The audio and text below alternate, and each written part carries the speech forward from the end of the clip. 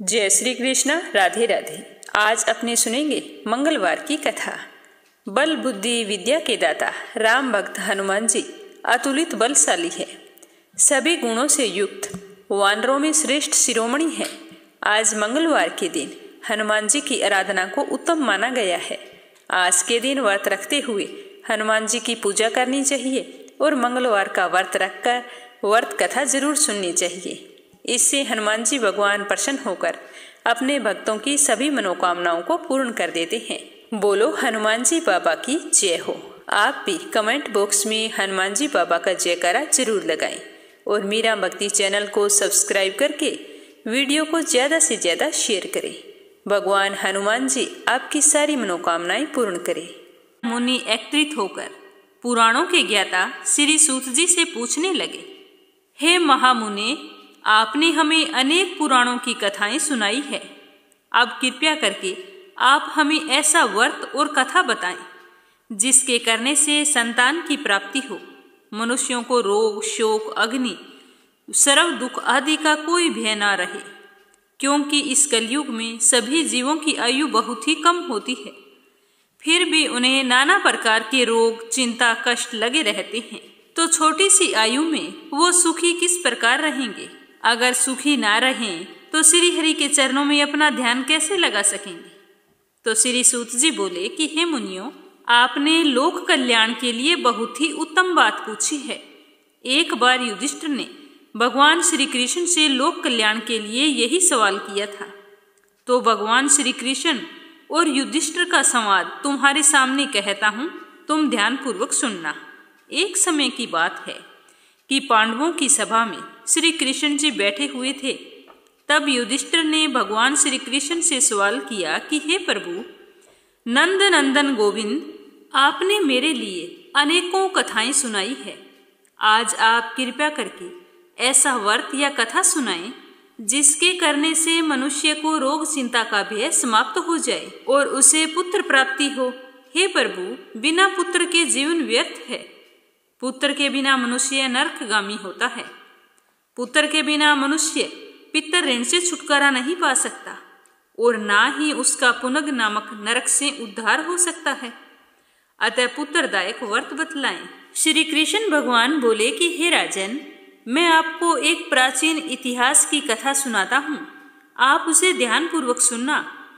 कुंडलपुर नामक एक नगर था, उसमें नंदा नामक एक ब्राह्मण रहता था। भगवान की कृपा से उसके पास सब कुछ था, फिर भी वह बहुत दुखी रहता था। इसका कारण यह था कि ब्राह्मण के कोई संतान नहीं थी। ब्राह्मण की पत्नी का नाम सुनंदा था। वह पतिव्रता नारी थी और साथ ही हनुमान जी की परम भक्त थी। भक्ति पूर्वक श्री हनुमान जी की आराधना किया करती थी। वह मंगलवार के दिन व्रत रखती, हनुमान जी की पूजा पाठ करती, व्रत कथा सुनती, बड़े श्रद्धा भाव से मन में पूरे दिन हनुमान जी का ही स्मरण करती रहती। शाम के समय भोजन बनाकर हनुमान जी को चूरमे का भोग लगाने के बाद में स्वयं भोजन करती थी।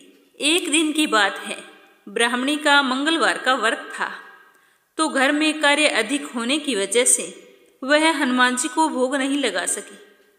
तो उसे बहुत ही दुख हुआ, तो उसने खुद भी कुछ नहीं खाया और अपने मन में प्रण किया कि अब तो मैं अगले मंगलवार को ही हनुमान जी को चूरमे का भोग लगाकर अन्न जल ग्रहण करूंगी। तो वह अपने संकल्प के अनुसार रोजाना घर का कार्य करती, प्रतिदिन भोजन बनाती, श्रद्धा पूर्वक पति की सेवा करती, भोजन करवाती, परंतु स्वयं भोजन नहीं करती और मन ही मन हनुमान जी की आराधना करती रहती। इस तरह 6 दिन बीत गई और ब्राह्मणी अपने निश्चय के अनुसार भूखी, प्यासी और निराहार रही। जैसे ही 7वें दिन मंगलवार आया तो ब्राह्मणी सुनंदा प्रातःकाल बेहोश होकर जमीन पर गिर पड़ी। तो ब्राह्मणी के इस पूर्ण श्रद्धा भाव से हनुमान जी बहुत ही प्रसन्न हुए और दर्शन देकर बोले कि सुनंदा, मैं तेरी भक्ति से बहुत ही प्रसन्न हूँ, तू उठ और वरदान मांग। तो सुनंदा अपने सामने अपने आराध्य देव हनुमान जी को देखकर बहुत ही प्रसन्न हुई और आनंद की अधिकता से विहल होकर हनुमान जी के चरणों में गिरकर बोली कि हे प्रभु, मेरे कोई संतान नहीं है, कृपया करके मुझे संतान प्राप्ति का आशीर्वाद दे। मुझे और कोई चीज की कमी नहीं है।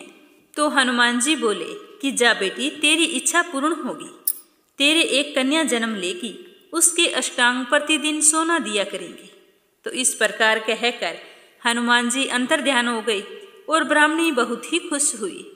उसने बड़ी खुशी से ये समाचार अपने पति को सुनाया।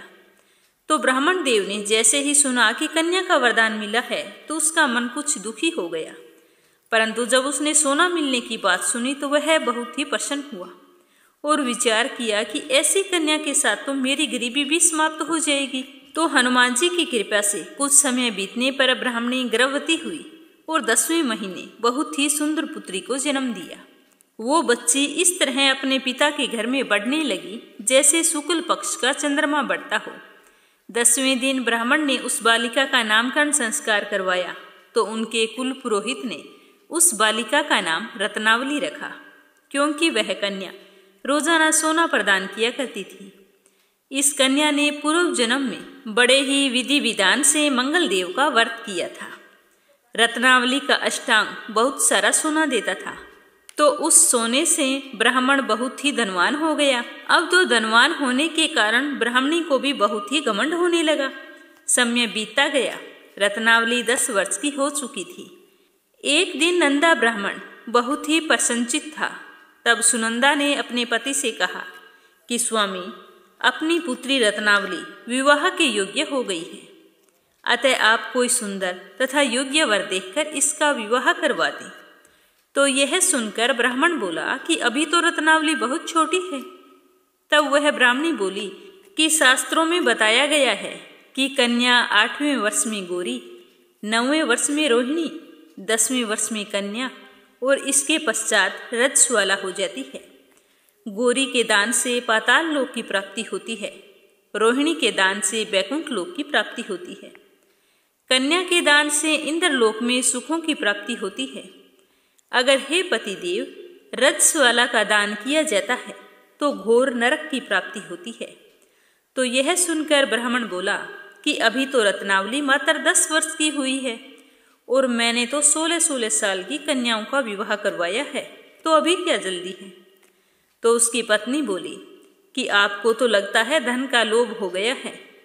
शास्त्रों में कहा गया है कि माता पिता और बड़ा भाई रजस्वाला कन्या को देखते हैं तो अवश्य नरकगामी होते हैं।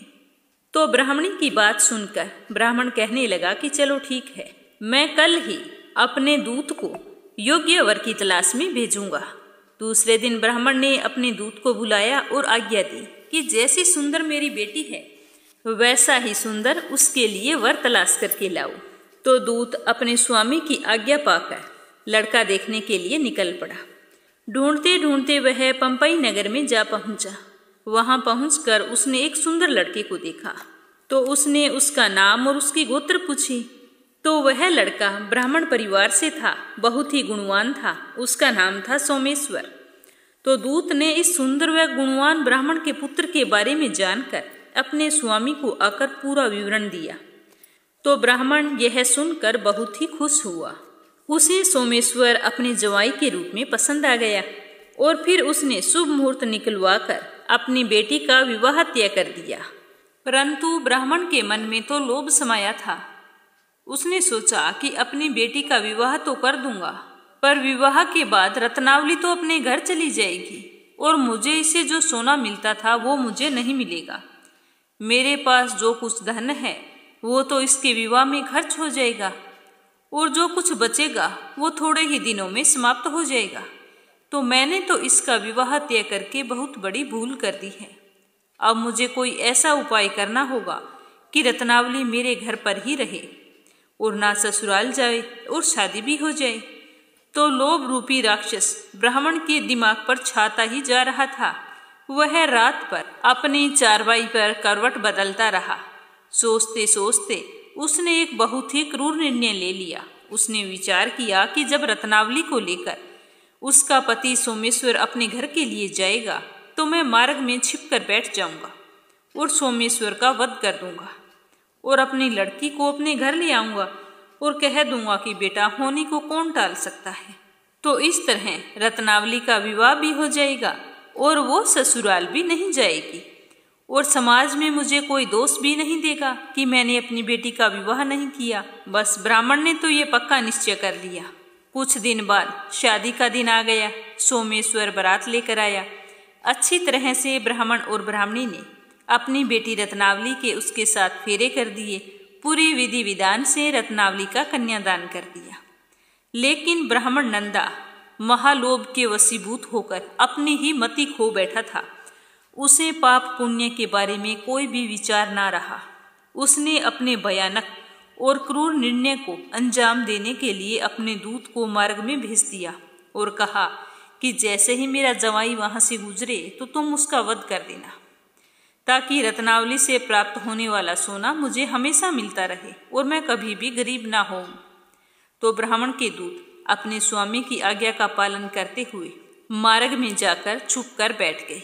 जैसे ही सोमेश्वर वहां से गुजरने लगा तो उसकी हत्या कर दी। अपने पति की हत्या हुई देखकर रत्नावली बुरी तरह से विलाप करने लगी। दूतों ने आकर ब्राह्मण को सारी बात बता दी। तो समाचार पाकर ब्राह्मण नंदा उसी मार्ग में जा पहुंचा और रो रही अपनी बेटी को कहने लगा कि बेटी, मार्ग में लुटेरों ने तेरे पति का वध कर दिया है। भगवान की इच्छा के आगे किसी का कोई वश नहीं चलता। अब तू मेरे घर पर चल, वहीं पर रहकर अपना शेष जीवन व्यतीत करना। अब तो जो भाग्य में लिखा है वही होगा। तो अपने पति की अकाल मृत्यु से रत्नावली बहुत ही दुखी हो चुकी थी और क्रुण रुंदन करते हुए अपने पिता से बोली कि हे पिताजी, इस संसार में जिस स्त्री का पति नहीं है उसका जीना व्यर्थ है। मैं अपने पति के साथ ही अपने शरीर को जलाकर समाप्त कर दूंगी और सती होकर अपने इस जन्म को और माता पिता के नाम को तथा सास ससुर के यश को सार्थक करूंगी। तो ब्राह्मण नंदा अपनी पुत्री रत्नावली के वचनों को सुनकर बहुत ही दुखी हुआ और विचार करने लगा कि मैंने तो व्यर्थ ही जवाई का वध करवाया और पाप अपने सर ले लिया। अब रत्नावली तो इसके पीछे अपने प्राण देने को तैयार है, तो मेरा तो दोनों तरफ से ही मरना हो गया। अब ना तो धन मिलेगा और ना ही जवाई वध के पाप से मुझे छुटकारा मिलेगा। यम की यातना भुगतनी पड़ेगी सो अलग। तो यह सोचकर वह ब्राह्मण बहुत ही दुखी होता जा रहा था। उधर सोमेश्वर की चिता बनाई गई। रत्नावली सती होने की इच्छा से अपने पति का सर अपनी गोद में रखकर चिता में बैठ गई। जैसे ही सोमेश्वर की चिता को अग्नि लगाई गई, वैसे ही वहां पर मंगलदेव प्रकट हो गए और बोले कि हे रत्नावली, मैं तेरी पति भक्ति से बहुत ही प्रसन्न हूँ, तू वरदान मांग। तो रत्नावली हाथ जोड़कर बोली कि हे मंगलदेव, मेरे पति को जीवन दान दे दो। तब मंगलदेव बोले कि रत्नावली, तेरा पति अजर अमर है, यह महाविद्वान भी होगा।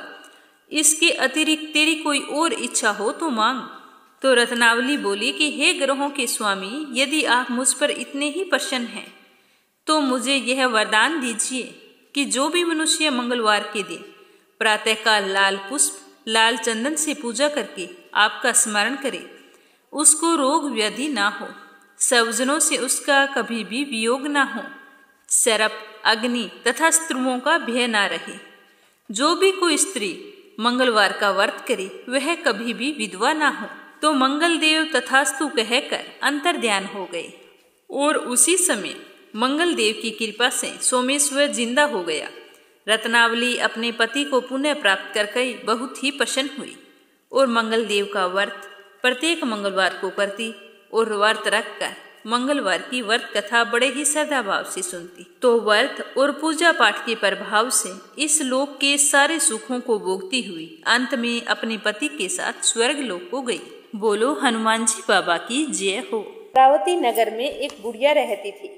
वह मंगलवार को सूर्योदय के समय उठकर स्नान आदि से निवृत्त होकर मंगलवार का व्रत रखकर मंगल देवता की पूजा किया करती थी।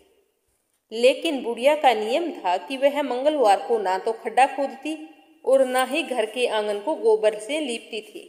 उस बुढ़िया के एक पुत्र था, उसका नाम था मंगोलिया। मंगलवार को उसका जन्म होने के कारण उसने अपने पुत्र का नाम मंगोलिया रखा था। उस बुढ़िया को मंगलवार का व्रत करते हुए कई वर्ष बीत गए। एक दिन मंगल देवता ने सोचा कि बुढ़िया की भक्ति की परीक्षा ली जाए। तो मंगल देव ने साधु का वेश धारण किया और उस बुढ़िया के घर पहुंच गए। दरवाजे पर खड़े होकर साधु ने पुकारा, नारायण नारायण। तो बुढ़िया माई बाहर आई तो साधु ने कहा कि हम बहुत दूर की यात्रा से इस नगर में आए हैं, हमें बहुत भूख लगी है। तो बुढ़िया माई ने कहा कि चलो बैठो, मैं आपके लिए खाना बना देती हूँ। लेकिन साधु बाबा बोले कि हम तो स्वयं ही भोजन बनाकर खाते हैं, इसीलिए तुम ऐसा करो कि अपने घर के आंगन में थोड़ी सी जगह गोबर से लीप दो, हम वहां पर भोजन बनाकर खा लेंगे। तो साधु की बात सुनकर बुढ़िया बोली कि महाराज, मैंने मंगलवार का व्रत रखा है, मैं मंगलवार को घर का आंगन नहीं लीपती हूँ। मैं आपको भोजन की सामग्री दे देती हूँ, आप स्वयं ही थोड़ी जगह लीपकर भोजन बना लीजिए। तो साधु ने फिर कहा कि आंगन तुम्हें ही लीपना होगा। तो वह बोली, महाराज, मैं अपने व्रत के कारण आंगन नहीं लीप सकती, मुझे क्षमा करो। इसके अलावा अगर आप जो भी आदेश मुझे देंगे मैं उसे अवश्य पूरा करूंगी। तब साधु ने अपने आदेश को पूरा करने के लिए बुढ़िया से 3 वचन मांग लिए। बुढ़िया ने कहा, ठीक है, आंगन लीपने के अलावा आप मुझे कुछ भी कहेंगे वो मैं करने के लिए तैयार हूँ। तो उसके बाद साधु बाबा ने कहा कि बुढ़िया, अपने पुत्र से कहो कि आंगन में मुंह के बल लेट जाए, हम इसकी पीठ पर भोजन बनाकर भूख को शांत करेंगे। तो साधु की बात सुनकर बुढ़िया भय से कांप उठी, लेकिन अपने वचन से पीछे नहीं उठी और अपने पुत्र को आवाज देकर बुलाया। तो साधु ने मंगोलिया को जमीन पर लिटाकर उस पर चूल्हा रखकर अग्नि जलाई। जलते हुए चूल्हे को देखकर बुढ़िया को बहुत ही दुख हुआ। वह वहां पर रुक नहीं सकी और मंगल देवता का स्मरण करते हुए घर से बाहर चली गई और अपने पुत्र की सुरक्षा की प्रार्थना करती रही। थोड़ी देर में भोजन बनकर तैयार हो गया। तो साधु भोजन लेकर द्वार पर बैठी बुढ़िया के पास गया और बोला कि बुढ़िया, भोजन बनकर तैयार हो गया है, अब तुम अपने लड़के को बुलाओ, वह भी हमारे साथ भोजन कर ले। तो बुढ़िया तो यह सोच सोच कर दुखी हो रही थी कि इतनी आग ऊपर जलने के बाद क्या मेरा बेटा जीवित होगा, उसके तो प्राण अवश्य निकल गए होंगे। तो बुढ़िया ने साधु से कहा, महाराज, इतनी देर अग्नि के तप से मेरा बेटा भला कहाँ जीवित रहा होगा, आप भोजन करो, मैं अपने मृत पुत्र के संस्कार का प्रबंध करती हूँ। तो साधु ने कहा कि अरे बुढ़िया, तुम ये कैसी अशुभ बातें कर रही हो, एक बार अंदर जाकर अपने बेटे को यहाँ बुलाकर तो लाओ। तो बुढ़िया बोली कि मेरी अंदर जाने की हिम्मत नहीं है। तो साधु बाबा बोले कि तुम अंदर नहीं जा सकती हो तो यहीं से एक आवाज अपने बेटे को दो। तो बुढ़िया ने कांपते हुए हृदय से कहा, मंगोलिया। तो आवाज के साथ ही मंगोलिया तो हंसता हुआ बाहर आया। अपने बेटे को सही सलामत देखकर बुढ़िया बहुत ही खुश हुई और उसकी पीठ पर तो जलने का कोई भी निशान नहीं था। तो बुढ़िया तो उस चमत्कार से हैरान हो गई। उसने साधु के चरण स्पर्श करते हुए कहा, महाराज, मेरे बेटे को लंबी आयु का आशीर्वाद दीजिए और कृपा करके बताइए कि यह चमत्कार कैसे हुआ। तभी मुस्कुराते हुए साधु ने अपना असली रूप दिखाया और मंगल देवता के रूप में प्रकट हो गई और बोले कि मैं तुम्हारे मंगलवार के व्रत और पूजा पाठ से बहुत ही प्रसन्न हूँ। तुम मेरी परीक्षा में सफल हुई। मैं तुम्हारे पुत्र को लंबी आयु के साथ साथ उसे धन संपत्ति से संपन्न रहने का वरदान भी देता हूँ। यह कहकर मंगल देवता अंतर्ध्यान हो गए। उसके बाद बुढ़िया के जीवन में सभी तरह के सुखों का समावेश हुआ। उसके घर में धन संपत्ति के अंबार लग गए। मंगलवार का व्रत विधिवत करते हुए बुढ़िया अपने पुत्र के साथ आनंद पूर्वक जीवन यापन करने लगी। अब अपने सुनते हैं हनुमान जी की दूसरी कहानी। एक समय की बात है कि एक गांव में एक ब्राह्मण दंपति रहा करते थे। उनके कोई संतान नहीं थी, जिसके कारण वे बहुत ही दुखी रहा करते थे। एक बार ब्राह्मण ने ब्राह्मणी से कहा कि मैं वन में जाकर हनुमान जी की पूजा करता हूँ, शायद हमें संतान की प्राप्ति हो जाए। तो उसी दिन वह ब्राह्मण वन में चला गया और वहां जाकर अपने पुत्र की कामना से हनुमान जी की पूजा करने लगा। उस ब्राह्मण की पत्नी भी घर पर पुत्र प्राप्ति के लिए मंगलवार के व्रत किया करती थी। वह मंगलवार के दिन व्रत के अंत में हनुमान जी को भोग लगाकर फिर स्वयं भोजन किया करती थी। यह उसका नियम था। वह अपने नियम से कभी नहीं चूकती थी। एक बार व्रत के दिन ब्राह्मणी भोजन नहीं बना पाई और ना ही हनुमान जी को भोग लगा सकी। तो उसने प्रण किया कि वह अगले मंगलवार को हनुमान जी को भोग लगाकर ही भोजन करेंगी। तो इस तरह का प्रण करके वह ब्राह्मणी 6 दिन तक भूखी प्यासी रही। 7वें दिन मंगलवार को हनुमान जी की पूजा अर्चना करके जैसे ही वो चलने लगी तो उसे चक्कर आ गया और वो बेहोश हो गई। तो हनुमान जी उसकी निष्ठा और लगन को देखकर बहुत ही प्रसन्न हुए। उन्होंने आशीर्वाद स्वरूप ब्राह्मणी को एक पुत्र दिया और कहा कि यह पुत्र तुम्हारी खूब सेवा किया करेगा। तो वह ब्राह्मणी हनुमान जी से इस तरह का आशीर्वाद पाकर बहुत ही खुश हुई और बारंबार हनुमान जी को प्रणाम करती रही। उस ब्राह्मणी ने अपने बालक का नाम मंगल रखा। धीरे धीरे वह बालक बड़ा होता गया। कुछ समय बाद ब्राह्मण घर आया तो उस बालक को देखकर ब्राह्मणी से पूछा कि यह बालक कौन है। तो उसकी पत्नी बोली कि मंगलवार के व्रत से प्रसन्न होकर हनुमान जी ने यह बालक हमें दिया है। तो ब्राह्मण को अपनी पत्नी की बात पर बिल्कुल भी विश्वास नहीं हुआ। वह अपनी पत्नी के चरित्र पर शक करने लगा। तो एक दिन मौका पाकर ब्राह्मण ने बालक को कुएं में गिरा दिया और फिर स्वयं घर लौट आया। घर लौटने पर ब्राह्मणी ने पूछा कि मंगल कहाँ है। तो ब्राह्मण कुछ कहता, उसी समय मंगल पीछे से आकर जोर जोर से हंसने लगा। तो उसे सकुशल वापिस आया हुआ देखकर ब्राह्मण तो आश्चर्यचकित हो गया कि मैंने तो इसे कुएं में गिराया था, यह जीवित कैसे आया है। तो सोचता सोचता ब्राह्मण भोजन करने के बाद सो गया। रात को हनुमान जी ने सपने में उसे दर्शन दिए और कहा कि हे ब्राह्मण, यह पुत्र मैंने ही तुम्हें दिया है और तुम अपनी पत्नी के चरित्र पर शक करते हो। यह बात बिल्कुल भी अच्छी नहीं है। तो ब्राह्मण सत्य जानकर बहुत ही खुश हुआ और इसके बाद से ब्राह्मण दंपति प्रत्येक मंगलवार को व्रत रखने लगे।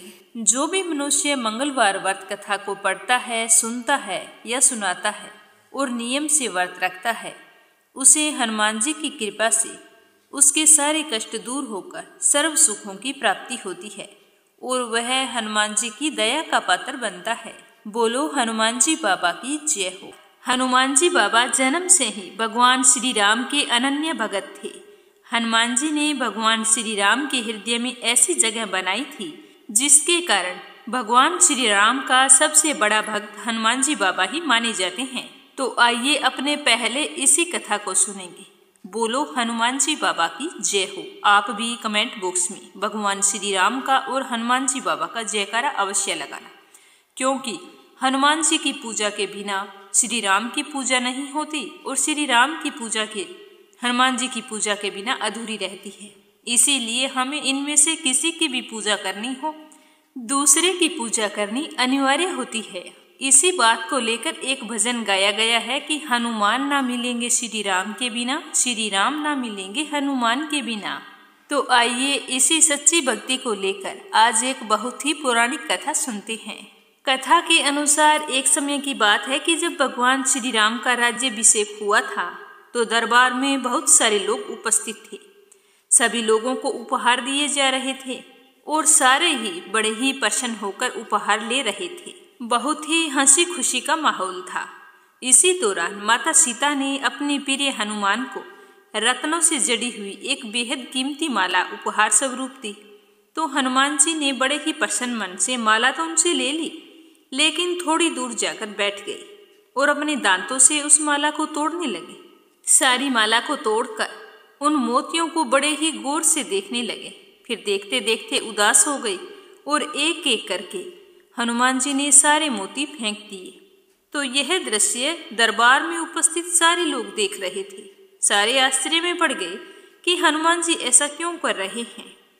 जिस समय हनुमान जी मोती तोड़कर फेंक रहे थे तो लक्ष्मण जी की नजर हनुमान जी पर पड़ी।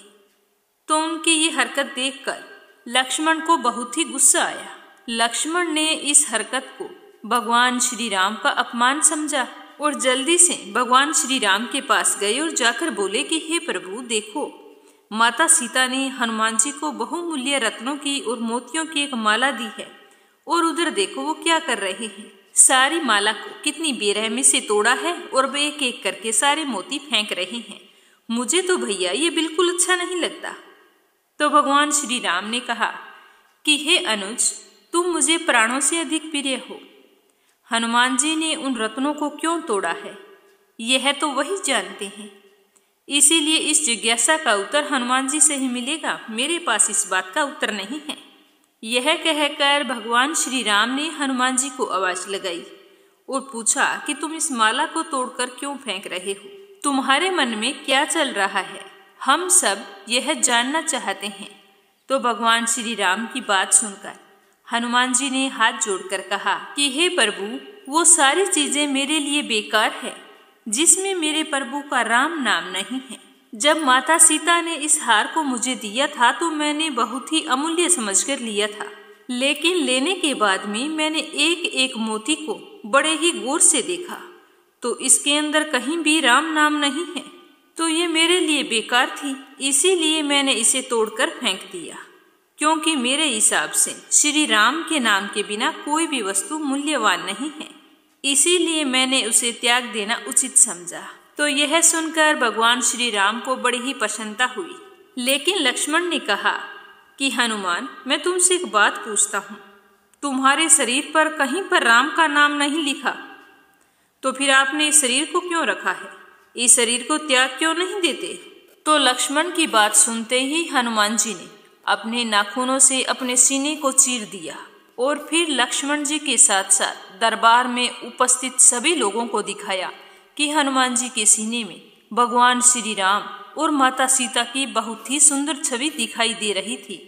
तो यह घटना देखकर लक्ष्मण जी और वहां पर उपस्थित सारे लोग बड़े ही आश्चर्यचकित हुए और फिर लक्ष्मण ने अपनी गलती के लिए हनुमान जी से माफी मांगी। चलिए अब दूसरी कथा सुनते हैं, राम से बड़ा राम का नाम। बोलो सियावर रामचंद्र भगवान की जय हो। श्री राम दरबार में हनुमान जी महाराज श्री रामचंद्र जी की सेवा में इतने मगन थे, तभी वहां पर गुरु विशिष्ट आए। तो हनुमान जी को बिल्कुल भी ध्यान नहीं लगा कि यहाँ पर कोई आया है। सभी ने उठकर उनका अभिवादन किया, पर हनुमान जी ने नहीं किया, क्योंकि उन्होंने ध्यान ही नहीं दिया। विशिष्ट जी ने श्री राम से कहा कि भरे दरबार में मेरा आदर ना करके अपमान करने की क्या सजा होनी चाहिए? तो गुरु विशिष्ट की बात सुनकर श्री राम जी ने कहा कि गुरुवर, आप ही बताएं। तो विशिष्ट जी ने कहा कि मेरा तो कहना है कि उसे मृत्यु दंड मिलना चाहिए। तो श्री राम जी ने कहा कि स्वीकार है। तब श्री राम जी ने कहा कि गुरुदेव, आप ही बताएं कि यह अपराध किसने किया है? तो गुरुदेव बोले कि बता दूंगा राम, पर वो तुम्हारा इतना प्रिय है कि तुम उसको सजा नहीं दोगे। तुम अपने आप को सजा दे दोगे, पर उसको सजा नहीं दोगे। तो श्री राम जी ने कहा कि गुरुदेव, राम के लिए सब सम्मान है। तो गुरुदेव बोले कि नहीं राम, मुझे तुम्हारे ऊपर संशय नहीं है, पर मुझे दंड के परिपूर्ण होने पर संशय है।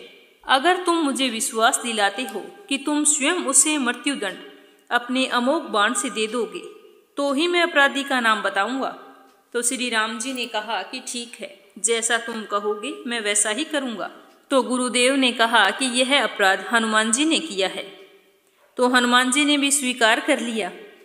तब दरबार में राम जी ने घोषणा की कि कल सायंकाल सरयू के तट पर हनुमान जी को मैं स्वयं अपने अमोघ बाण से मृत्युदंड दूंगा। तो हनुमान जी सुनकर चुपचाप घर चले गए, बिल्कुल उदास थे। हनुमान जी के घर जाने पर उदासी की अवस्था में जब माता अंजनी ने अपने बेटे को देखा तो वो आश्चर्यचकित रह गई और सोचने लगी कि मेरा लाल महावीर, अतुलित बल का स्वामी, ज्ञान का भंडार आज इतना उदास क्यों है? तो माता ने बार बार पूछा, पर हनुमान जी ने कोई जवाब नहीं दिया। तो अंजनी माता ने अपने दूध का वास्ता देकर पूछा। तो हनुमान जी ने सब कुछ बता दिया और कहा कि माता, यह सब कुछ अनजाने में हुआ है। माँ, आप तो जानती हैं कि हनुमान को संपूर्ण ब्रह्मांड में कोई नहीं मार सकता, पर भगवान श्री राम के अमोघ बाण से मैं बच भी नहीं सकता। तब माता ने कहा कि हनुमान, मैंने भगवान शंकर से राम नाम मंत्र प्राप्त किया था और तुम्हें भी जन्म के साथ ही यह घुंटी में पिलाया था, जिसके प्रताप से तुमने बचपन में ही सूर्य को फल समझकर मुख में ले लिया था। उस राम नाम के होते हुए तुम्हारा कोई बाल भी बांका नहीं कर सकता, चाहे वो स्वयं भगवान श्री राम ही क्यों ना हो। राम नाम की शक्ति के सामने राम की शक्ति और राम के अमोघ शक्ति बाण की शक्ति महत्वहीन हो जाएगी। जाओ मेरे लाल, अभी से सरयू के तट पर जाकर राम नाम का उच्चारण करना शुरू कर दो। तो यह सुनकर हनुमान जी बहुत ही खुश हुए और माता के चरण छूकर हनुमान जी सरयू किनारे जाकर वहां पर राम राम राम रटने लगे। जैसे ही शाम हुई तो राम अपने संपूर्ण दरबार सहित सरयू तट पर आ गई। सबको कौतूहल था कि क्या राम हनुमान जी को सजा दे पाएंगे, पर जब श्री राम ने बार बार राम बाण अपने महान शक्तिधारी अमोघ शक्ति बाण चलाई पर हनुमान जी के ऊपर उनका कोई असर नहीं हुआ, तो गुरु वशिष्ठ ने शंका जताई कि राम, तुम अपनी पूर्ण निष्ठा से बाणों का प्रयोग कर रहे हो। तो श्री राम ने कहा कि हाँ गुरुदेव, मैं गुरु के प्रति अपराध की सजा देने को अपने बाण चला रहा हूँ। उसमें किसी भी प्रकार की चतुराई करके मैं कैसे वही अपराध कर सकता हूँ। तो गुरुदेव बोले कि तुम्हारे बाण अपना कार्य क्यों नहीं कर रहे हैं। तब श्री राम ने कहा कि गुरुदेव, हनुमान राम राम की अखंड रट लगाए हुए हैं। मेरी शक्तियों का अस्तित्व राम नाम के प्रताप के समक्ष महत्वहीन हो रहा है। इससे मेरा कोई भी प्रयास सफल नहीं हो रहा। अब आप ही बताएं गुरुदेव कि मैं क्या करूं। तो गुरुदेव ने कहा कि हे राम, आज से मैं तुम्हारे साथ तुम्हारे दरबार को त्याग कर अपने आश्रम जा रहा हूँ, जहाँ राम नाम का निरंतर जाप करूँगा। जाते जाते गुरुदेव वशिष्ठ जी ने घोषणा की कि हे राम, मैं जानकर मानकर यह घोषणा कर रहा हूँ कि स्वयं राम से राम का नाम बड़ा है। राम नाम महाअमोघ शक्ति का सागर है।